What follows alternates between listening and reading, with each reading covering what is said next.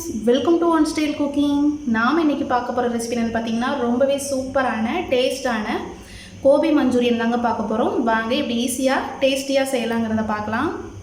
வீடியோக்குள்ளே போகிறதுக்கு முன்னாடி கீழே உள்ள ரெட் கலர் சப்ஸ்கிரைப் பட்டனை கிளிக் பண்ணுங்கள். கூடவே பக்கத்தில் உள்ள பெல் ஐக்கானையும் கிளிக் பண்ணுங்கள். அப்போ தான் நான் போடுற வீடியோ எல்லாமே உடனுக்குடன் உங்களுக்கு தெரிய வரும். வாங்க இப்போ வீடியோக்குள்ளே போகலாம். காலிஃப்ளவர் மஞ்சூரியனுக்கு காலிஃப்ளவரை பார்த்தீங்கன்னா இந்த சைஸ்க்கு கட் பண்ணி வச்சுருக்கேன். இதை கட் பண்ணி உப்பு மஞ்சள் சேர்த்து ஒரு குளிர்ந்த தண்ணியில் ஊற வச்சுக்கோங்க. இப்படி நீங்கள் வைக்கலனா சுடு தண்ணியில் ஒரு நிமிஷம் கொதிக்க வச்சுக்கலாம். இப்போது அந்த தண்ணியை நம்ம வடிகட்டிடலாம். பாருங்கள், தண்ணியை வடிகட்டி இந்த மாதிரி எடுத்து வச்சாச்சு. இப்போ நம்ம இதுக்கான பேட்டர் ரெடி பண்ணிடலாம். இப்போ ஒரு பவுலில் 2 ஸ்பூன் அளவு கார்ன்ஃப்ளவர், 2 ஸ்பூன் மைதா, கூடவே 1 ஸ்பூன் போல் அரிசி மாவு. இதெல்லாம் சேர்த்தோன்னா நல்லா உங்களுக்கு கிறிஸ்பியாக ஃப்ரை பண்ணுறப்போ ஒட்டாமல் வரும். இதில் கடலை மாவு அந்த மாதிரிலாம் எதுவும் சேர்க்க வேண்டாம். இப்போ இதுக்கு தேவையான அளவு உப்பு சேர்த்துடலாம். கூடவே காரத்துக்காக கொஞ்சமாக பெப்பர் மட்டும் சேர்த்துக்கோங்க. இதை சேர்த்து நல்லா மிக்ஸ் பண்ணிக்கலாம். இப்போ இதை கொஞ்சமாக தண்ணி சேர்த்து ஒரு திக் பேட்டராக கரைச்சி வச்சுக்கலாம்.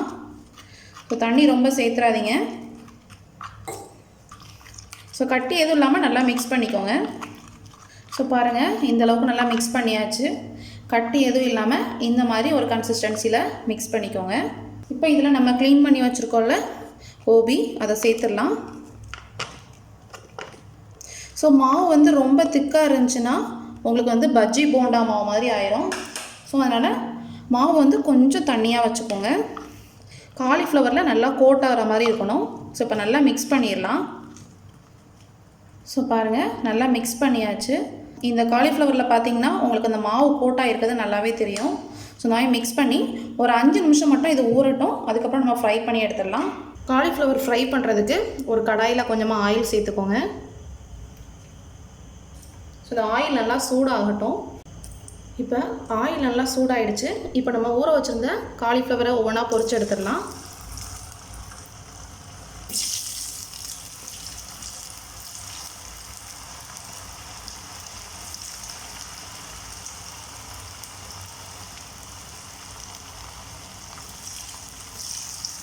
இப்போது மீடியம் ஃப்ளேம்லேயே வச்சு இதை நல்லா கிறிஸ்பியாக வர்றது வரைக்கும் ஃப்ரை பண்ணி எடுத்துக்கலாம்.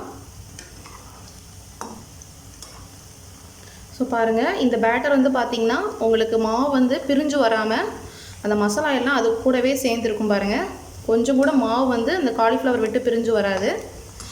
ஒன்றுக்கு ஒன்று ஒட்டாமல் ஆயில் குடிக்காமல் உங்களுக்கு நல்லா ஃப்ரை ஆகி வரும். இப்போ நல்லா உங்களுக்கு அந்த கோல்டன் கலரில் வரும். அந்தளவுக்கு நல்லா ஃப்ரை ஆகட்டும். பாருங்கள், உங்களுக்கு காலிஃப்ளவர் நல்லா கோல்டன் கலரில் வந்துருச்சு. நல்லா ஃப்ரை ஆகிருக்கு. இப்போ இதை நம்ம எடுத்துடலாம். ரொம்ப ஃப்ரை பண்ணோன்னா நம்மளுக்கு அந்த கலர் ரொம்ப சேஞ்ச் ஆயிரும். அதனால் இந்தளவுக்கு ஃப்ரை பண்ணால் போதும். இப்போ மஞ்சூரியன் பண்ண ஸ்டார்ட் பண்ணுறதுக்கு முன்னக்கூட்டியே ஒரு பவுலில் 1 ஸ்பூன் அளவு கார்ன்ஃப்ளவர் மாவு எடுத்திருக்கேன். இப்போ இதில் கொஞ்சமாக தண்ணி சேர்த்து நல்லா கட்டி இல்லாமல் நல்லா மிக்ஸ் பண்ணிக்கணும். இது நம்ம மஞ்சூரியன் செய்ய ஆரம்பிக்கிறதுக்கு முன்னே நீங்கள் ரெடி பண்ணி வச்சுருங்க. இது திக்னஸ்க்காக உங்களுக்கு. பாருங்கள், கட்டி எதுவும் இல்லாமல் நல்லா மிக்ஸ் பண்ணியாச்சு. இப்போ நம்ம மஞ்சூரியன் செய்ய ஆரம்பிச்சிடலாம். இப்போ மஞ்சூரியன் பண்ணுறதுக்கு அதே கடாயில் கொஞ்சமாக ஆயில் சேர்த்துருக்கேன். இப்போ இதில் ஒரு சின்ன துண்டு இஞ்சியை இந்த மாதிரி ஃபைனாக கட் பண்ணி சேர்த்துக்கோங்க. கூடவே ஒரு 3 பல் பூண்டு, அதையும் சின்னதாக கட் பண்ணி சேர்த்துக்கோங்க. இது ரெண்டையும் சேர்த்து நல்லா வதக்கிக்கலாம். இது பார்த்திங்கன்னா நல்லா ஃப்ரை ஆகணும்.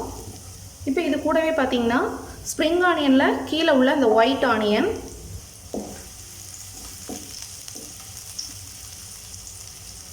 வெங்காயத்தை இந்த மாதிரி க்யூபாக கட் பண்ணி வச்சுருக்கேன்.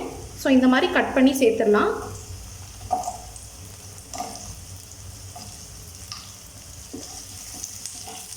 இப்போ நம்ம ஹை ஃப்ளேமில் வச்சே குக் பண்ணோம்.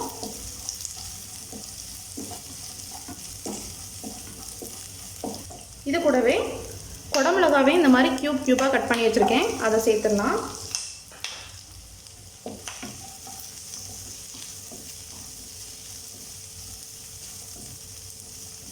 இது கூட உங்களுக்கு வெஜிடபிள்ஸ் வேணுன்னா ஃபைனாக சாப் பண்ணி சேர்த்துக்கோங்க. நான் இப்போ இதில் கொஞ்சமாக முட்டைக்கோஸ் மட்டும் ஃபைனாக கட் பண்ணி சேர்த்துருக்கேன்.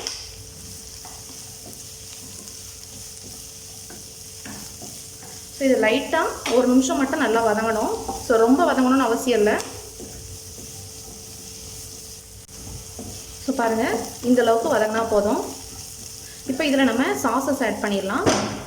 ஸோ பார்த்தீங்கன்னா 1 டீஸ்பூன் போல் சில்லி சாஸ், கூடவே 1 டீஸ்பூன் சோயா சாஸ், அப்புறம் ஸ்வீட்னஸ்க்காக கொஞ்சமாக கெச்சப் யூஸ் பண்ணுறேன். நீங்கள் டொமேட்டோ சாஸ் கூட யூஸ் பண்ணலாம். அப்புறம் 1 டீஸ்பூன் போல் வினிகர் இல்லைனா நீங்கள் லெமன் ஜூஸ் கூட சேர்க்கலாம். நான் லெமன் ஜூஸ் தான் சேர்க்குறேன். 1/2 லெமன் புழிஞ்சு விட்டுக்கோங்க. ஸோ இதை சேர்த்து நல்லா மிக்ஸ் பண்ணிக்கலாம். ஸோ சாஸஸில் வந்து உப்பு இருக்கும். ஸோ அதனால் உப்பு வந்து கவனமாக சேர்த்துக்கணும்.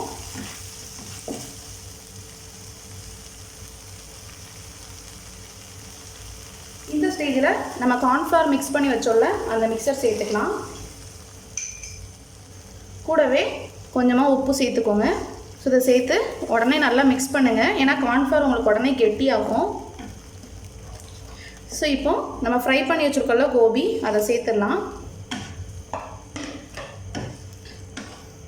ஸோ பாருங்கள், உங்களுக்கு உடனே கட்டி ஆகிடுச்சு. ஸோ இந்த கட்டியானோடனே உங்களுக்கு நீங்கள் கோபி சேர்த்துருங்க. ஸோ இப்போ அடுப்பை ஆஃப் பண்ணிடலாம். கொஞ்சமாக ஸ்ப்ரிங் ஆனியனை தூவிடலாம். ஸ்ப்ரிங் ஆனியன் தூவி நம்ம சர்வ் பண்ணலாம்.